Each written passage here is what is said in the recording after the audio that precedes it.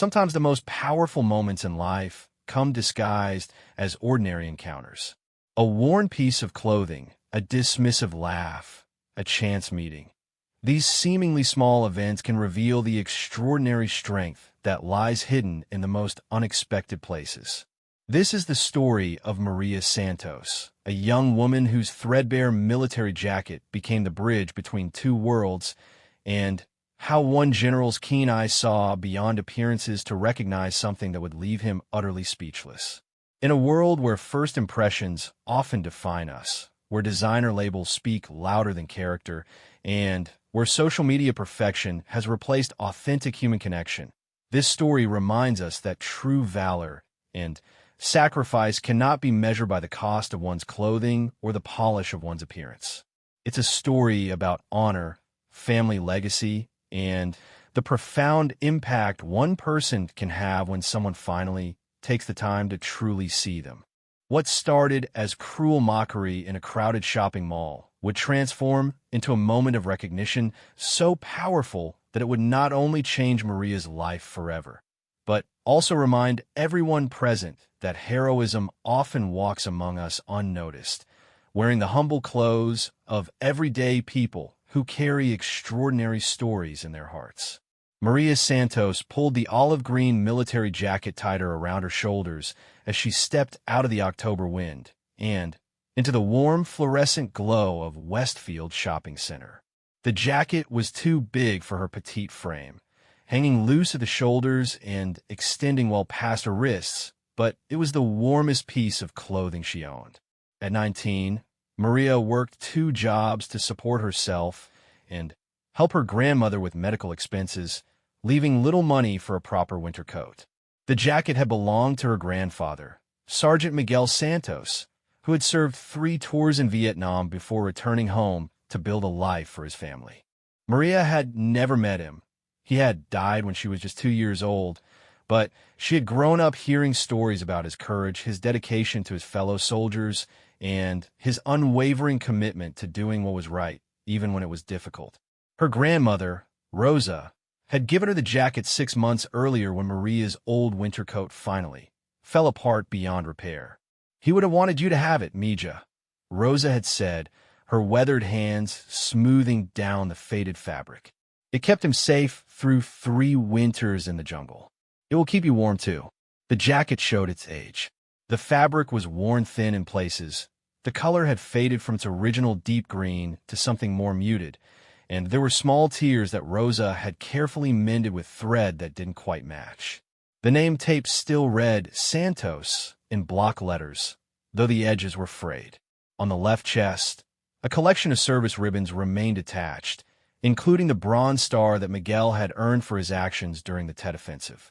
Maria didn't know much about military decorations, but she knew these small pieces of fabric and metal had meant something important to her grandfather. Rosa had explained that the Bronze Star was given to soldiers who showed exceptional bravery in combat, but the details of what Miguel had done to earn it remained unclear. Rosa found those memories too painful to share, and the official records had been lost in a fire at the local Veterans Affairs office years before Maria was born. As she walked through the shopping center, Maria was acutely aware of how different she looked from the other shoppers.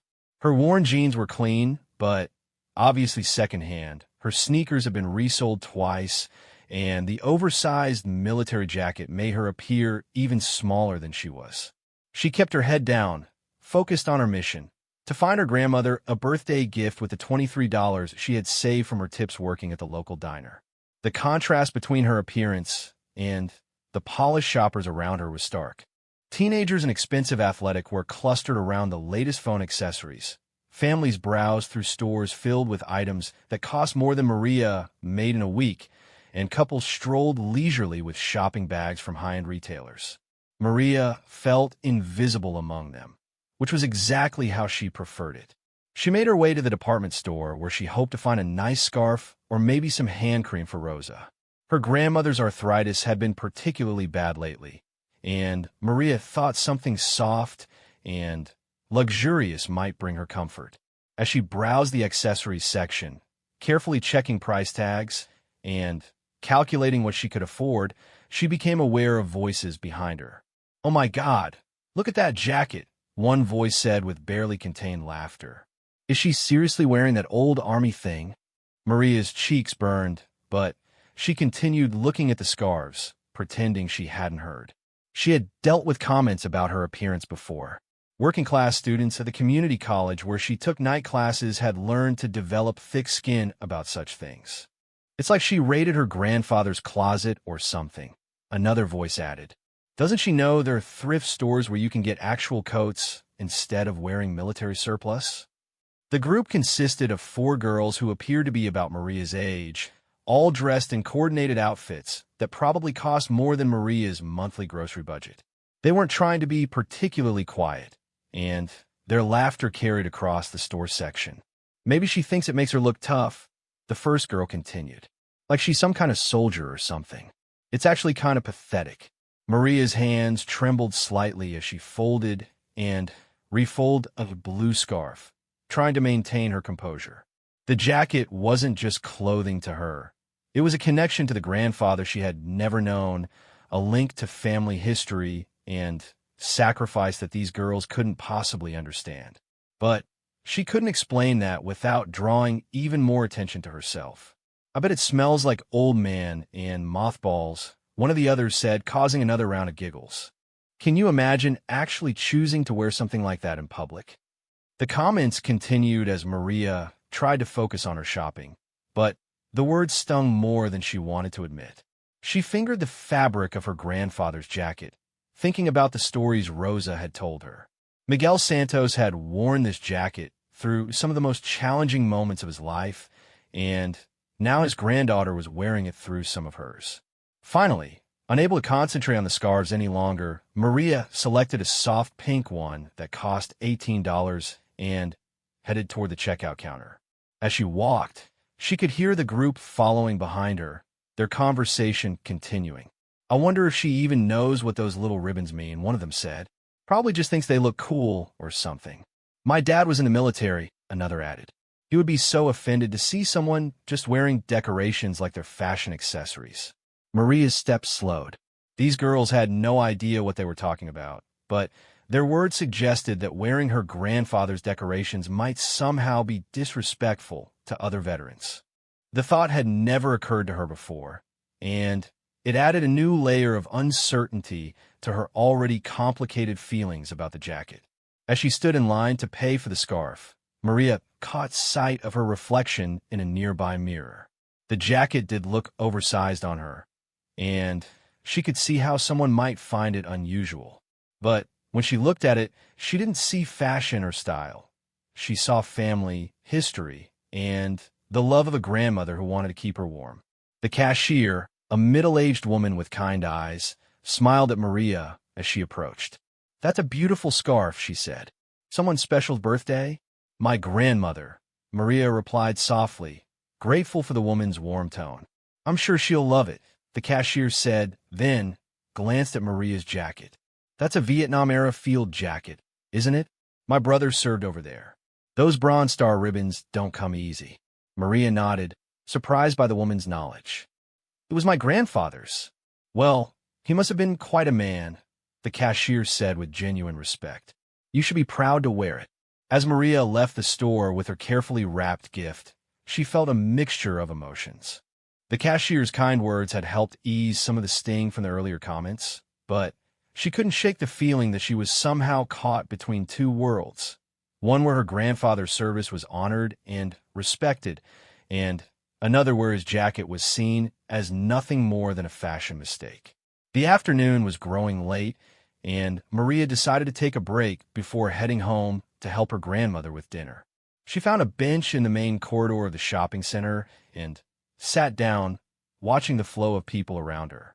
Families with children, teenagers in groups, elderly couples walking slowly together, all of them living their own stories, carrying their own histories, most of which remained invisible to everyone around them. She thought about Miguel Santos, the man whose jacket now kept her warm. According to Rosa, he had been quiet about his military service, never talking much about the war when he returned home. He had worked as a mechanic, raised 4 children, and been devoted to his community until his death from cancer at the age of 58. The jacket and the stories Rosa shared were all Maria had of him, but they had shaped her understanding of what it meant to serve others and put family first. As she sat there, Maria noticed an elderly man walking slowly through the corridor, leaning heavily on a cane. He wore a baseball cap with military insignia and moved with the careful deliberation of someone dealing with chronic pain. When he saw Maria's jacket, he paused and gave her a respectful nod, the kind of acknowledgement that passes between people who recognize something significant in each other. The moment reminded Maria that the jacket meant different things to different people. To some, it was an outdated piece of military surplus. To others, it represented service, sacrifice, and honor. She realized that she couldn't control how others perceived it, but she could control how she carried herself while wearing it. As the sun began to set outside the shopping center's large windows, casting long shadows across the polished floors, Maria gathered her things and prepared to head home. She had work in the morning, an early shift at the diner followed by classes at the community college, and she needed to help her grandmother with her evening medications. Walking toward the exit, Maria passed the group of girls who had made the comments earlier. They were sitting at a table in the food court, surrounded by shopping bags, and engaged in animated conversation about weekend plans that probably cost more than Maria's monthly budget. One of them glanced up as Maria walked by, and for a moment, their eyes met. In that brief instant, Maria saw something unexpected in the girl's expression, not mockery or dismissal, but a flicker of curiosity, as if she was suddenly wondering about the story behind the jacket and the young woman who wore it. The moment passed quickly, but it left Maria with the sense that perhaps not everyone who judged by appearances was entirely closed to seeing beyond them. Outside, the evening air was crisp and carried the scent of autumn leaves. Maria pulled her grandfather's jacket closer, grateful for its warmth and comforted by the sense of connection it provided to her family history. She didn't know that in just a few days, this same jacket would lead to an encounter that would change her understanding of her grandfather's service and her own place in the world. As she walked to the bus stop, Maria reflected on the day's events and the complex feelings they had stirred up. She thought about identity, respect, family legacy, and the ways in which we carry the stories of those who came before us. She couldn't have known that very soon. Someone would help her understand just how remarkable those stories really were. 3 days after the shopping center incident, Maria found herself back at the same mall, but this time for a very different reason. Her grandmother had called her at work that morning, upset because she had lost the prescription glasses she needed for reading. The only place that could replace them quickly was the optical shop in the shopping center, and Rosa was too frail to make the trip alone. Maria had used her lunch break to drive her grandmother to the appointment, and now they sat together in the waiting area while the technician prepared Rosa's new glasses. The older woman was dressed in her best outfit, a navy blue dress she had worn to church for more than 20 years, carefully maintained and still elegant despite its age. She clutched her purse tightly, the way she always did when she was nervous about spending money, even though Maria had insisted on paying for the glasses. "Mija, you should not have to spend your college money on these old eyes," Rosa said for the third time, speaking in a mixture of English and Spanish that had been the soundtrack of Maria's childhood. "Abuela, the glasses are important," Maria replied, placing a comforting hand on her grandmother's arm. "You need to be able to read your medications properly. Besides, I got some extra tips this week." This wasn't entirely true. Maria had actually taken money from her small emergency fund, the one she had been building to eventually transfer to a 4-year university. But seeing her grandmother struggle to read had made the decision easy. Education was important, but family came first. As they waited, Maria noticed that the same group of girls from her previous visit was once again in the mall. They were gathered around the fountain in the center court, and she could hear their voices carrying across the space. Today, however, their attention seemed focused on something else entirely. "Look at that old man," one of them said, not bothering to lower her voice. Why do old people always dress like they're going to a funeral? Maria followed their gaze and saw an elderly gentleman standing near the information kiosk, studying a directory with intense concentration. He was impeccably dressed in a dark suit that had clearly been tailored specifically for him, and he carried himself with a bearing that suggested both authority and discipline. His silver hair was perfectly groomed, and despite his age, which Maria estimated to be somewhere in his 70s, he moved with purpose and confidence. Maybe he's lost, another girl giggled. Should we ask if he needs help finding the seniors' discount store? Their laughter was cruel and casual, the kind that came from people who had never learned to consider the feelings of others. Maria felt a familiar anger rise in her chest, the same feeling she had experienced when they had mocked her jacket. There was something particularly ugly about making fun of elderly people, and she found herself wishing she had the courage to say something. The man seemed to hear the comments, but his expression remained unchanged. He continued studying the directory with military precision, as if he was planning a tactical operation rather than simply looking for a store. There was something familiar about his bearing that Maria couldn't quite place, a quality she had seen before but couldn't identify. "Excuse me, young lady," came a voice from beside her. The technician was addressing Rosa, holding a small box containing the new glasses. "We're ready for the final fitting." As Rosa stood and followed the technician to the adjustment area, Maria remained in her seat, keeping an eye on her grandmother while observing the scene playing out near the fountain. The group of girls had grown bolder in their comments, apparently emboldened by what they perceived as the man's inability to hear them. "I bet he fought in World War II," one of them said mockingly. "Probably has worse stories about walking uphill both ways in the snow." "My grandfather always talks about the good old days," another added with exaggerated air quotes. "Like, we get it. Things were different when you were young. Welcome to the modern world." The elderly man finished examining the directory and began walking in their direction, his path taking him directly past the fountain where the girls sat. As he approached, Maria could see his face more clearly, and she was struck by the intelligence and dignity in his expression. This was not a man who was lost or confused. This was someone who commanded respect, even if these girls were too immature to recognize it.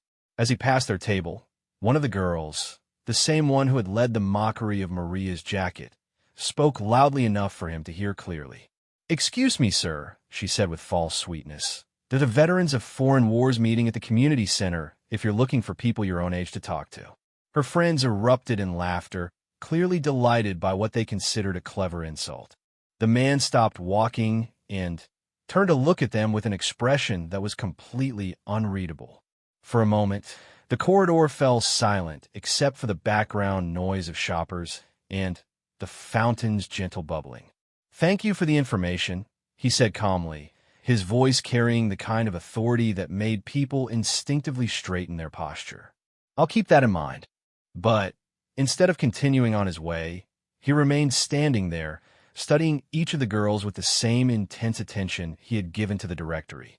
His gaze was not angry or confrontational, but there was something about it that made the laughter die in their throats. "Is there something else?" the ringleader asked, her confidence beginning to waver under his steady gaze. "I was just thinking," the man said conversationally, "about the young people I knew when I was your age. They were about your size, faced with challenges that required them to grow up very quickly." The girls exchanged uncertain glances, unsure where this conversation was heading. "Some of them didn't make it home," he continued, his tone remaining perfectly even. "The ones who did learned something about respect, about the importance of treating others with dignity regardless of their appearance or age." One of the girls shifted uncomfortably in her seat. "We were just joking around," she said defensively. "Of course," the man replied. "Young people have always joked around. It's part of being young." He paused, his attention apparently caught by something across the corridor. Maria followed his gaze and realized he was looking at her, or more specifically, at her grandfather's jacket. The expression on his face changed subtly, and she saw something that might have been recognition or perhaps surprise. "Excuse me," he said to the girls. "I see someone I need to speak with." Before they could respond, he was walking away from them, leaving them looking confused and somehow diminished. Maria watched as he approached her seating area, his steps deliberate and his expression thoughtful. "Excuse me, miss," he said when he reached her bench. "I couldn't help but notice your jacket." Maria's heart began to race, wondering if this was going to be another uncomfortable encounter about her appearance. "Yes, sir. That's a Vietnam-era field jacket," he said, his tone completely different from the one he had used with the girls. "Those service ribbons are quite impressive. The Bronze Star particularly." "It was my grandfather's," Maria said quietly, suddenly feeling the weight of the conversation. The man's expression softened considerably. "What was his name, if you don't mind my asking?" "Miguel Santos. Sergio Miguel Santos." The man stood very still for a long moment, his eyes focused on something beyond the shopping center walls. When he looked back at Maria, there was something new in his expression, a kind of wonder mixed with deep respect. "Sergeant Miguel Santos," he repeated slowly. "First Cavalry Division?" Maria's eyes widened in surprise. I think so. My grandmother never told me very much about his service." "Would you mind if I sat down?" the man asked. "I think we need to talk." Maria nodded, moving her purse to make room on the bench. As he sat beside her, she noticed that he moved with the careful deliberation of someone dealing with old injuries, and she could see the edge of what appeared to be a metal ribbon under his suit jacket. "My name is General Robert Harrison," he said, extending his hand. "Retired, of course, but I spent most of my career in the Army." Maria shook his hand, surprised by the gentleness of his grip despite the obvious strength behind it. "I'm Maya Santos." "Maria," he said, testing the name, "your grandfather saved my life." The words hit Maria like a physical blow. She stared at the general, unable to process what she had just heard. "I'm sorry, what?" "Vietnam, 1968, General Harrison said, his voice taking on the careful tone of someone recounting a story that had been told many times but never lost its impact. "I was a young lieutenant then, barely 22 years old and green as grass. Your grandfather was my platoon sergeant." Maria felt the world around her fade into background noise. The shopping center, the fountain, the people walking by. Everything became secondary to the words coming from this distinguished man beside her. "We were on patrol near Da Nang when we walked into an ambush," he continued. "North Vietnamese army had set up a killing field, and we lost 3 men in the first 30 seconds. I was hit in the leg and couldn't move." He paused, his eyes distant with memory. "Your grandfather could have pulled back with the rest of the platoon. Should have, actually, from a tactical standpoint. But he saw that I was pinned down, and he made a decision that saved my life and the lives of 2 other soldiers." Maria listened in stunned silence, her hands gripping the fabric of her grandfather's jacket. "He laid down, covering fire, and then ran across 40 yards of open ground under heavy enemy fire to reach my position. He dragged me to safety, then went back for the other 2, not once but twice. By the time he was done, the enemy position had been neutralized, and 3 American soldiers were alive who otherwise wouldn't have been." General Harrison looked directly at Maria, and she could see tears forming in his eyes. "That's why he received the Bronze Star," he said. "For valor under fire, for putting the lives of his fellow soldiers above his own safety. Your grandfather was one of the finest men I ever served with." Maria felt her own eyes filling with tears. All these years, she had worn the jacket knowing it had belonged to a good man, but she had never understood the full extent of his courage and sacrifice. "I've thought about Miguel Santos many times over the years," General Harrison continued. "When I made colonel, when I made general, when I retired after 35 years of service. I owed my career, my life, my family, everything to what he did that day." From across the corridor, Maria could see the optical shop where her grandmother was still being fitted for her new glasses. Rosa, who had loved Miguel Santos and mourned his loss for decades, who had given Maria his jacket because she couldn't bear to see it hanging and used in a closet. Does your grandmother know we're talking? General Harrison asked, following her gaze. She's getting new glasses, Maria said, her voice barely above a whisper. She doesn't know about any of this. What has she told you about your grandfather's service? Not much, Maria admitted. She said it was too painful for her to talk about. I know he was a good man, that he loved his family, but the details of what he did in Vietnam, I never really knew. General Harrison nodded understandingly. Many veterans and their families found it difficult to talk about the war. There's a lot of pain, a lot of loss, and not always the welcome home that these brave men and women deserved. He gestured toward her jacket. But that jacket represents something important, Maria. It represents courage, sacrifice, and honor. Your grandfather earned every ribbon on it through service to his country and his fellow soldiers. Maria looked down at the worn fabric, seeing it with completely new eyes. What had seemed like a simple family heirloom was actually the uniform of a hero. I need to ask you something, General Harrison said, his tone becoming more serious. Would you and your grandmother be willing to meet with me properly? Perhaps over dinner? There are things about your grandfather's service that she should know, things that might bring her comfort rather than pain. Before Maria could answer, she saw Rosa emerging from the optical shop, wearing her new glasses and looking around for her granddaughter. The older woman's face lit up when she spotted Maria, but her expression became curious when she noticed the distinguished gentleman sitting beside her. That's her, Maria said softly. General Harrison stood as Rosa approached, and Maria was struck again by his bearing and the respect he radiated. Abuela, I'd like you to meet someone, Maria said, her voice shaking slightly. This is General Harrison. He knew Abuelo Miguel. Rosa stopped in her tracks, her new glasses reflecting the mall's fluorescent lights. For a moment, she simply stared at the general, and Maria could see decades of carefully suppressed emotions playing across her weathered face. You knew my Miguel? Rosa asked in heavily accented English. General Harrison stepped forward and took Rosa's hand with both of his own, bowing his head slightly in a gesture of deep respect.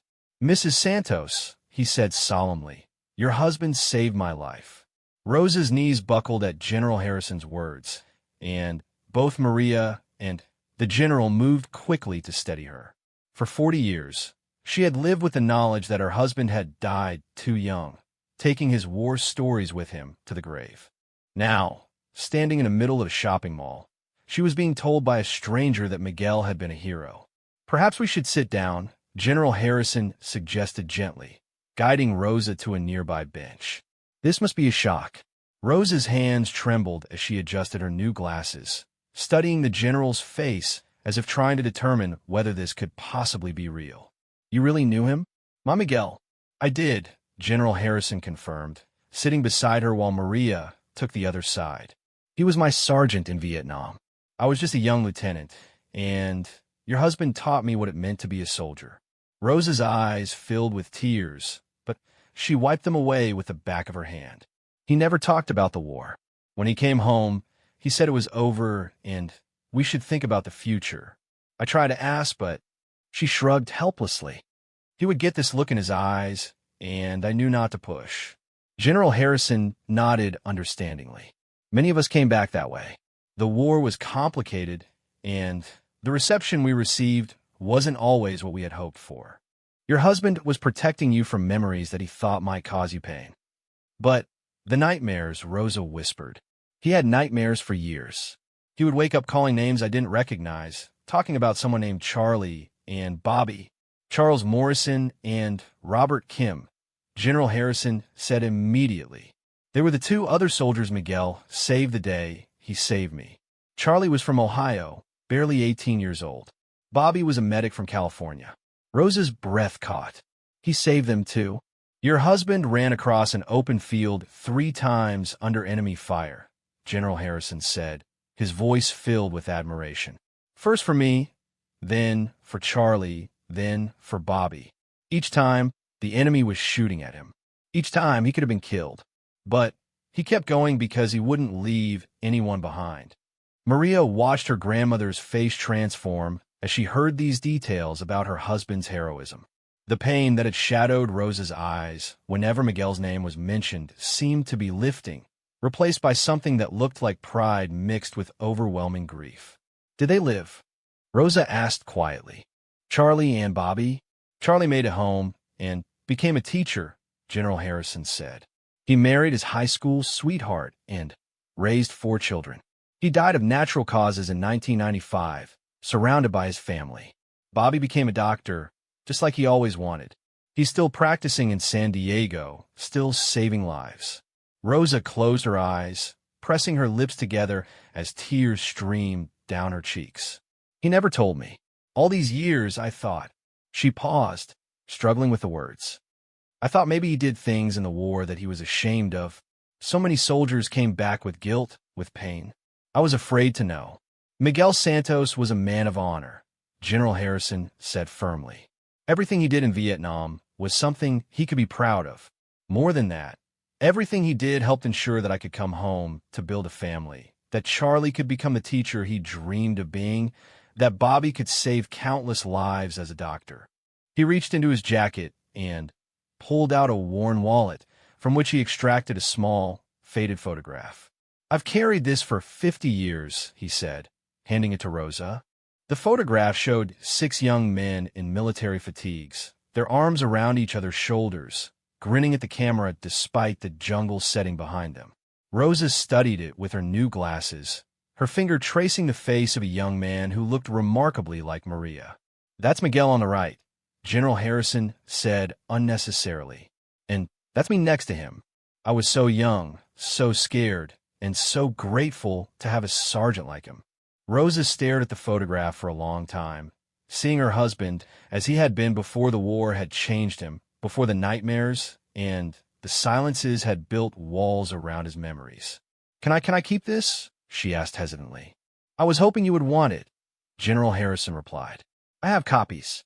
That one belongs with his family."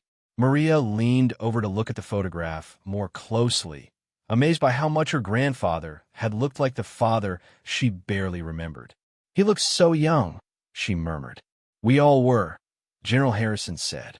"Miguel was only 21 in that picture, but he had the wisdom and courage of a man twice his age. He kept all of us grounded, reminded us what we were fighting for." "What happened after the day he saved you?" Maria asked. "Did you serve together for long?" General Harrison's expression grew somber.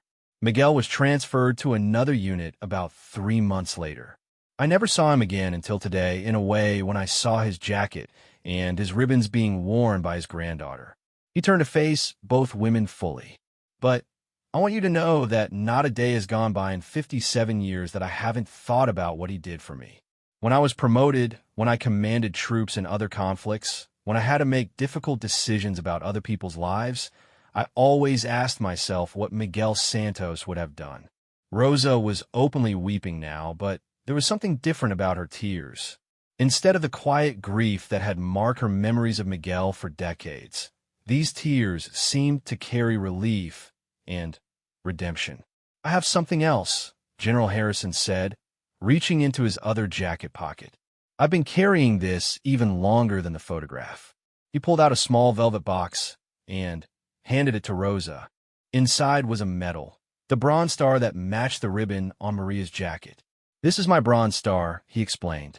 "I received it for actions in a different engagement, but I've always felt that it belonged to Miguel as much as to me. Everything I accomplished after that day in 1968 was possible because of his courage." Rosa stared at the medal, her hand shaking. "I cannot take this. This is yours. You earned it." "I earned it with my life," General Harrison said gently, "and Miguel Santos gave me my life. Please, I would be honored if you would accept it as a small token of the gratitude I can never fully express." The 3 of them sat in silence for several minutes, surrounded by the everyday noise of the shopping center while processing the weight of this extraordinary revelation. Shoppers walked by carrying bags and talking on phones, completely unaware that they were passing by a moment that was reshaping 2 families' understanding of their own history. "There's something else you should know," General Harrison said eventually. After I was promoted to general, I tried several times to track down Miguel's family. I wanted to make sure you knew about his heroism, that his sacrifice was properly recognized. But the records I had access to were incomplete, and I was never able to find you. We moved several times, Rosa explained. After Miguel died, the house was too expensive. Maria's mother helped me find a smaller place, but then she died too, and Maria came to live with me. We moved again to be closer to her school. General Harrison nodded. I never stopped looking, though I'll admit the search became less active over the years. When I retired, I put together a file with everything I could remember about Miguel's service, his commendations, his character. I always hoped that someday I would be able to share it with his family. He looked at Maria with newfound understanding. When I saw those ribbons today, saw the Bronze Star on that jacket, I knew it had to be connected to Miguel somehow. The way you carried yourself, the dignity in your bearing despite those foolish girls making their comments. It reminded me of him. Maria felt a flush of embarrassment. You heard what they said? I did. And I saw how you handled it with grace and composure. Your grandfather would have been proud. Rosa looked up sharply at this reference to the girl's mockery. Someone was making fun of you? It's nothing, Abuela, Maria said quickly. Just some people who don't understand what the jacket means. But General Harrison was shaking his head. It's not nothing. That jacket represents service to our country. Those ribbons represent acts of valor that save lives. Anyone who would mock that is displaying their own ignorance, not your grandfather's shame. He stood up slowly, his formal bearing returning. In fact, I think those young ladies need to understand exactly what they were making fun of. Before either Rosa or Maria could stop him, General Harrison was walking back toward the fountain where the group of girls was still sitting. Rosa and Maria hurried after him, though Rosa's pace was limited by her age and the emotional weight of the morning's revelations. The girls looked up as the general approached their table for the second time, their expressions wary. The confidence they had shown during their earlier encounter had evaporated, replaced by uncertainty and something that might have been growing awareness that they had misjudged this man. Ladies, General Harrison said formally, I believe you owe someone an apology. The ringleader looked around nervously. What do you mean? The young woman you were mocking for wearing a military jacket, he said, gesturing toward Maria. That jacket belonged to Sergeant Miguel Santos, who served 3 tours in Vietnam and saved the lives of 3 American soldiers through extraordinary acts of courage under fire. The girls looked at Maria with new eyes, seeing not a girl in an oversized jacket, but someone connected to a story of heroism they couldn't have imagined. The ribbons you found so amusing include the Bronze Star, which is awarded for valor in combat, General Harrison continued. Sergeant Santos earned that medal by risking his own life repeatedly to save his fellow soldiers. That jacket is not a fashion statement. It's a tribute to service and sacrifice. One of the girls, not the one who had led the mockery, but one who had participated in it, began to look genuinely ashamed. We didn't know, she said quietly. No, you didn't know, General Harrison agreed. But you chose to mock something you didn't understand instead of showing basic respect for another human being. That says something about your character that has nothing to do with her clothing. The ringleader, faced with direct confrontation from an authority figure, became defensive. Look, we weren't trying to be mean. We were just having fun. At someone else's expense, General Harrison pointed out. And not just anyone, at the expense of someone wearing the uniform of a man who served his country with honor. He paused, letting the words sink in. I am a retired general in the United States Army. I served for 35 years, including combat in 3 different conflicts. The man whose jacket that young lady is wearing saved my life in Vietnam. When you mock her, when you mock that jacket, you are mocking the sacrifice of every man and woman who has ever worn the uniform in service to this country. The silence around the fountain was profound. Other shoppers had begun to notice the conversation, and a small crowd was forming at a respectful distance. Now, General Harrison said, his tone softening slightly, I believe you owe Maria an apology. And I believe you owe yourself some time to think about the difference between harmless fun and cruelty. The girl who had spoken up earlier stood first. I'm sorry, she said to Maria, and her voice carried genuine remorse. I really didn't know what the jacket meant. That was wrong of us. One by one, the others followed suit, though the ringleader's apology was clearly grudging and delivered only under pressure. When they finished, General Harrison nodded approvingly. Thank you, he said. I hope you'll remember this conversation the next time you're tempted to judge someone based on appearances. As the girls dispersed, several members of the small crowd that had gathered approached to shake General Harrison's hand and thank him for his service. An elderly woman told Maria that her late husband had also served in Vietnam and that she was proud to see a young person honoring that legacy. A middle-aged man mentioned that his son was currently deployed overseas and that it meant something to him to see military service being respected. Through it all, Rosa stood beside her granddaughter, clutching the photograph of her young husband and processing the transformation of 40 years of wandering into a story of heroism that exceeded her wildest hopes. 3 weeks later, Maria and Rosa sat across from General Harrison in an elegant private dining room at the Marriott downtown. The general had insisted on hosting them for a proper dinner, one where they could talk without interruption about Miguel Santos and his service. The setting was far more formal than anything in their usual experience, but General Harrison had made them feel comfortable from the moment they arrived.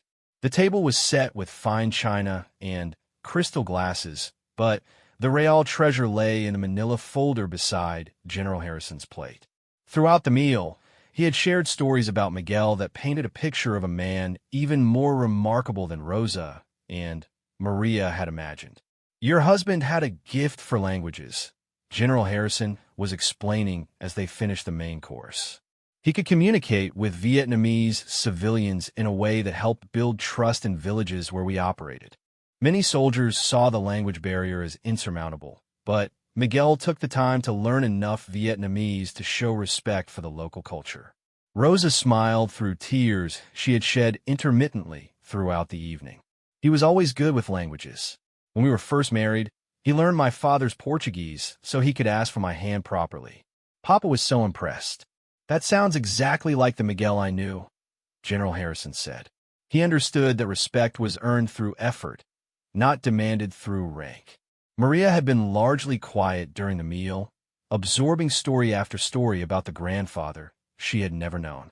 Each anecdote revealed another facet of Miguel's character.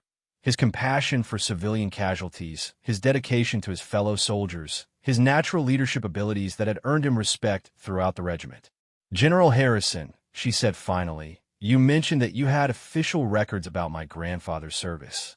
What exactly did he do to earn the Bronze Star? General Harrison opened the manila folder and pulled out several photocopied documents. I was able to obtain copies of the official citation and witness statements from the National Archives. Would you like me to read the citation aloud? Both women nodded, and General Harrison put on his reading glasses before beginning.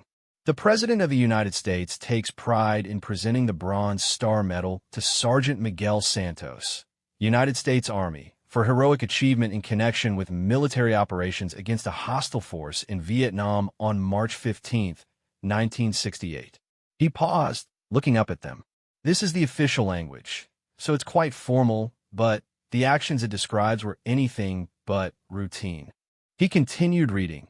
During a combat patrol near Da Nang, Sergeant Santos' unit came under heavy enemy fire from a well-concealed North Vietnamese position. When his platoon leader was wounded and unable to move, Sergeant Santos exposed himself to intense enemy fire to provide covering fire for the evacuation of casualties. Rosa gripped Maria's hand as the general's voice took on the cadence of military formality. Displaying extraordinary courage and complete disregard for his personal safety, Sergeant Santos crossed 40 meters of open terrain 3 separate times under heavy automatic weapons fire to rescue 3 wounded American soldiers. His actions resulted in the successful extraction of all wounded personnel and contributed significantly to the neutralization of the enemy position. General Harrison looked up from the document. That's the official version. The reality was even more remarkable. He set the citation aside and leaned forward. What the citation doesn't capture is the chaos of that moment. We had walked into a perfectly planned ambush. The enemy had machine gun positions set up in a crossfire pattern, and they had clear fields of fire across the area where we were pinned down. Maria could see her grandmother hanging on every word, finally learning the details of the day that had shaped the rest of Miguel's life. When I was hit, I was certain I was going to die, General Harrison continued. I could hear the bullets snapping overhead, and I knew that anyone who tried to reach me would be exposing themselves to almost certain death. That's when I heard Miguel's voice. He paused, his eyes distant with memory. He called out, "Lieutenant, I'm coming for you. When I say move, you crawl toward my voice." Then, he laid down the most accurate covering fire I've ever seen. He had positioned himself where he could suppress 2 of the enemy machine gun positions simultaneously. "How?" Maria asked, fascinated despite the terrible nature of the story. "Pure skill and courage," General Harrison replied. Miguel had been a hunter before the war, and his marksmanship was extraordinary. But more than that, he understood battlefield tactics in a way that most career soldiers never do. He knew exactly where to position himself to maximize his effectiveness while minimizing his exposure. He pulled out another document, a hand-drawn map that showed the positions of friendly and enemy forces during the engagement. "This is a tactical diagram I drew shortly after the incident," he explained. "Miguel's position is marked here. From that spot, he could cover the area where the 3 of us were wounded, but he had to expose himself completely to enemy fire every time he moved to extract one of us." Rosa studied the diagram, though the military symbols meant little to her. "How long did this last?" "The entire engagement was about 20 minutes, General Harrison said. "But those 3 rescue runs Miguel made, each one probably took about 2 minutes. 2 minutes doesn't sound like very long, but when people are shooting at you with automatic weapons, it feels like a lifetime." He pointed to different areas on the map. "Charlie Morrison was here, about 30 meters to my left. Bobby Kim was here, maybe 20 meters to my right." Each rescue required Miguel to leave his covered position, cross open ground under fire, and then drag a wounded soldier back to safety. "Was he hurt?" Maria asked. "Remarkably, no. Not that day." Miguel seemed to have an almost supernatural ability to read the battlefield, to know exactly when to move and when to stay down. The enemy soldiers were good. They were experienced fighters who had been planning this ambush for weeks. But Miguel was better. General Harrison pulled out a black and white photograph of a jungle clearing with several soldiers visible in the background. This was taken the day after the engagement. That's the area where it happened. The photograph showed a landscape that looked innocent enough: trees, grass, some scattered equipment. It was hard for Maria to imagine it as the scene of such violence and heroism. After Miguel extracted all 3 of us, he organized a flanking maneuver that allowed the rest of the platoon to neutralize the enemy position. General Harrison continued. By the time it was over, he had saved 3 lives and turned a potential disaster into a tactical victory. "What happened to him after that?" Rosa asked. "Why was he transferred to another unit?" General Harrison's expression grew thoughtful. "That's actually an interesting story. Miguel's actions that day came to the attention of higher command. He was offered an immediate promotion to staff sergeant and the opportunity to attend officer candidate school." "Officer candidate school?" Maria repeated. "A program that would have made him a lieutenant," General Harrison explained.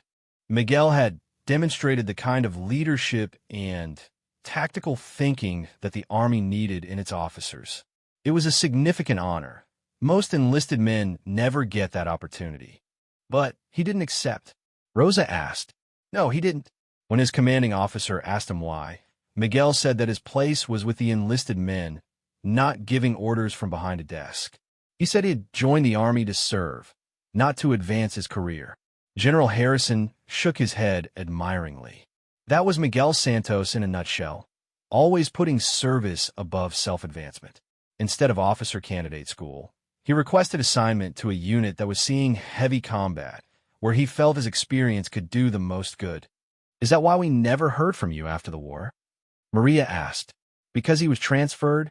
Partially, General Harrison admitted. But there's another part of the story that I've never told anyone before tonight. He looked at both women seriously. About a year after Miguel saved my life, I was wounded again, more seriously this time. I spent 6 months in military hospitals, and during that time, I received word that Miguel had been killed in action. Rosa gasped, her hand flying to her mouth. The report was wrong, General Harrison said quickly. Obviously, it was wrong, since I know Miguel survived the war and came home to you. But at the time, I believed it was true. I spent the next several years thinking that the man who had saved my life had given his life for his country. How did you find out the report was false? Maria asked. I didn't, not for many years. It wasn't until the 1980s, when military records were being digitized and cross-referenced, that I learned Miguel Santos had survived the war and returned home. By then, I was a full colonel with my own command responsibilities, and my attempt to locate him were unsuccessful. He paused, looking down at his hands. I've regretted that failed search for decades.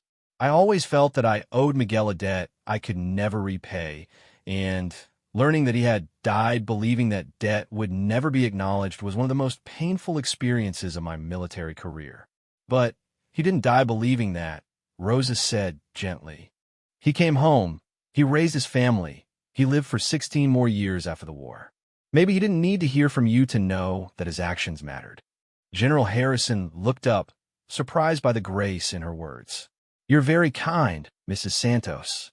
But I still wish I could have told him personally what his courage meant to me.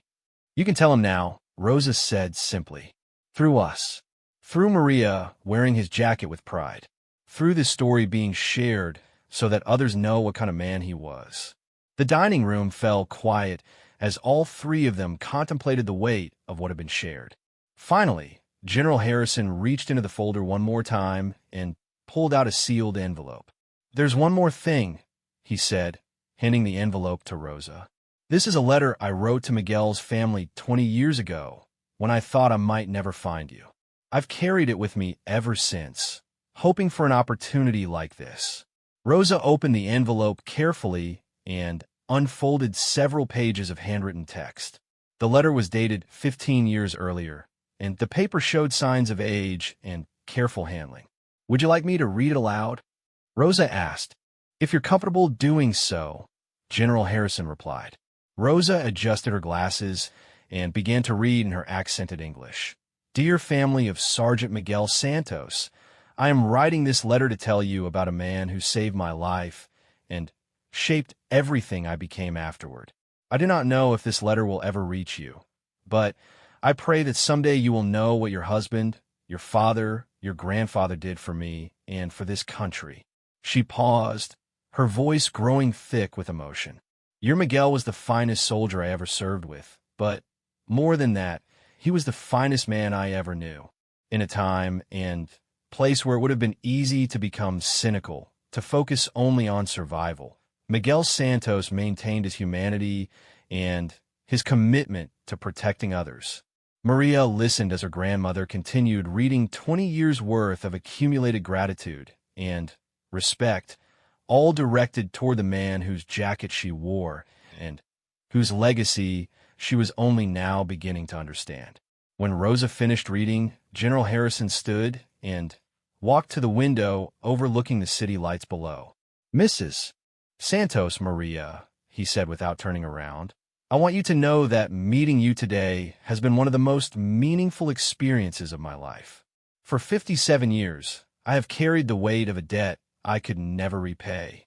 Today, I finally understand that the debt was never meant to be repaid. It was meant to be passed forward. He turned back to face them. Miguel Santos saved my life so that I could serve others. He saved Charlie Morrison's life so that Charlie could teach children. He saved Bobby Kim's life so that Bobby could heal the sick. The three of us have spent our careers trying to be worthy of Miguel's sacrifice. And now, he said, looking directly at Maria, you have the opportunity to carry that legacy forward in your own way. 6 months after that life-changing dinner, Maria stood before a mirror in the campus community center, adjusting her grandfather's military jacket one final time. Today was different from all the previous times she had worn it. Today, she wore it with complete knowledge of what it represented, and today, she wasn't just wearing it for warmth or family connection. She was wearing it to honor a legacy she finally understood. The community college's Veterans Day ceremony was about to begin, and Maria had been chosen to speak about the importance of honoring military service. It was an honor she never could have imagined 6 months ago, when she was just a girl trying to stay warm in an oversized jacket that drew cruel comments from strangers. Rosa sat in the front row, wearing her best dress and the Bronze Star medal that General Harrison had given her, now proudly displayed on a chain around her neck. Beside her sat General Harrison himself, who had driven 3 hours to attend the ceremony. Next to him were 2 other elderly men, Charles Morrison, the former teacher from Ohio, and Dr. Robert Kim, who had flown in from San Diego for the occasion. General Harrison had tracked down the other 2 men whose lives Miguel Santos had saved, and they had formed an unlikely but powerful friendship based on their shared gratitude to a man none of them had seen since 1968. They met annually now on March 15th, the anniversary of the day Miguel Santos had risked everything to save them, and this Veterans Day ceremony had become their second annual gathering. Ladies and gentlemen, the college president announced from the podium, it is my honor to introduce Maria Santos, a student here at the community college who will speak to us about the meaning of service and sacrifice. Maria walked to the podium, her grandfather's jacket feeling different than it ever had before. Instead of making her feel small and overwhelmed, it now made her feel connected to something larger than herself, a tradition of service and sacrifice that stretched across generations. She looked out at the audience of students, faculty, and community members, many of whom had their own connections to military service. In the back, she noticed several of her classmates who had heard the story of her grandfather and had come to show their support. Among them, surprisingly, was one of the girls from the shopping center. Not the ringleader, but the one who had apologized with genuine remorse that day. 6 months ago, Maria began, her voice clear and strong. I wore this jacket because it was warm and because it had belonged to my grandfather. I knew he had served in Vietnam, and I knew he'd been a good man, but I didn't know the details of his service or the impact he had on others. She paused, looking directly at General Harrison, Charlie, and Dr. Kim. Today, I wear this jacket because I know that Sergeant Miguel Santos saved 3 lives on a day in March 1968, and because those 3 lives went on to touch thousands of other lives in ways that continue to this day. She gestured toward the 3 men in the front row. General Harrison served for 35 years and commanded troops in 3 different conflicts, bringing the lessons he learned from my grandfather to every decision he made about other people's safety. Mr. Morrison taught elementary school for 40 years, shaping the minds and characters of over 2,000 children. Dr. Kim has practiced medicine for 5 decades, saving countless lives and training young doctors to carry on that mission. The audience listened intently as Maria spoke, many of them learning for the first time about the chain of events that had led to this moment. But my grandfather's legacy doesn't end with those 3 men, Maria continued. General Harrison's leadership saved other soldiers who went home to their families and built their own lives of service. Mr. Morrison's students became teachers and doctors and engineers and parents who are now raising the next generation with the values he taught them. Dr. Kim's patients recovered to live full lives, and the doctors he trained are now saving lives in hospitals all across the country. She looked out at her fellow students. This is what service means, not just the moment of action, but the ripple effects that continue for decades. My grandfather couldn't have known on that day in 1968 that his courage would eventually lead to thousands of lives being touched in positive ways, but that's exactly what happened. Maria's voice grew stronger as she found her rhythm. For too long, I was embarrassed by this jacket. People made fun of it, called it old and ugly, questioned why I would wear something so obviously secondhand. I let their comments make me feel small and ashamed of my family's history. In the audience, the girl from the shopping center looked down at her hands, clearly remembering her own participation in that mockery. But I learned something important from General Harrison and from the stories he shared about my grandfather. Courage isn't about being unafraid. It's about being afraid and choosing to do what's right anyway. Service isn't about recognition or reward. It's about putting the welfare of others before your own comfort. She paused, looking around the room at the diverse faces of students who came from many different backgrounds and circumstances. Everyone in this room has the opportunity to serve, whether in the military or in civilian life. Service can be as dramatic as running across a battlefield to save wounded soldiers, or as simple as choosing kindness when others choose cruelty. It could be becoming a teacher who changes children's lives, a doctor who heals the sick, or even just a person who stands up for someone who's being bullied for wearing an old jacket. The audience was completely silent, hanging on every word. The jacket I wear today represents more than my grandfather's service. It represents the idea that each of us carries the potential to make choices that will echo through generations. When my grandfather saved those 3 men, he wasn't thinking about legacy or impact. He was simply doing what he believed was right in that moment. Maria looked directly at Rosa, whose eyes were bright with tears of pride rather than grief. My grandmother carried the pain of not knowing the details of my grandfather's service for 40 years. She wondered if he had done things he was ashamed of, if his nightmares were the result of guilt rather than trauma. Today, she knows that his nightmares were the result of a good man carrying the weight of terrible experiences, not a guilty man hiding from his actions. She held up the photograph that General Harrison had given them, now enlarged and framed. This photograph was taken in Vietnam more than 50 years ago. It shows 6 young men who believed they were fighting for something important, even when that belief was tested by the harsh realities of war. 3 of those men are here today, alive because of the courage of the 4th. The emotional weight of the moment was palpable in the room. Several people were openly weeping, including Charlie Morrison, who had flown across the country to honor the man who had given him the chance to become a teacher. I want to close by sharing something General Harrison told me, Maria said. He said that my grandfather's sacrifice was never meant to be repaid. It was meant to be passed forward. Today, I commit to passing it forward. She looked out at her fellow students again. I'm majoring in education because I want to be a teacher like Mr. Morrison. I want to shape young minds and help children understand that they have the power to make choices that matter.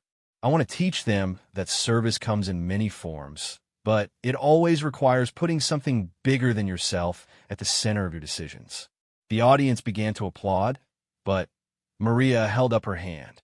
Before you applaud, I want to challenge each of you to think about how you can pass forward the legacy of service in your own life. You don't need to wear a military uniform or risk your life in combat to serve others. You just need to choose, in each moment, to be the kind of person who makes the world a little bit better for being in it. She stepped back from the podium as the audience erupted in sustained applause. General Harrison stood first, followed quickly by Charlie and Dr. Kim, and then the entire room rose to their feet.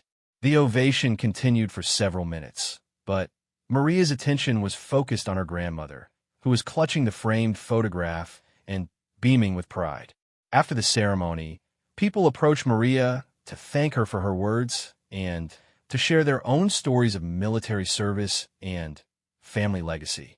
The girl from the shopping center waited until the crowd had thinned before approaching hesitantly. Maria, she said quietly, I wanted to thank you for what you said today, and I wanted to apologize again for how we treated you that day.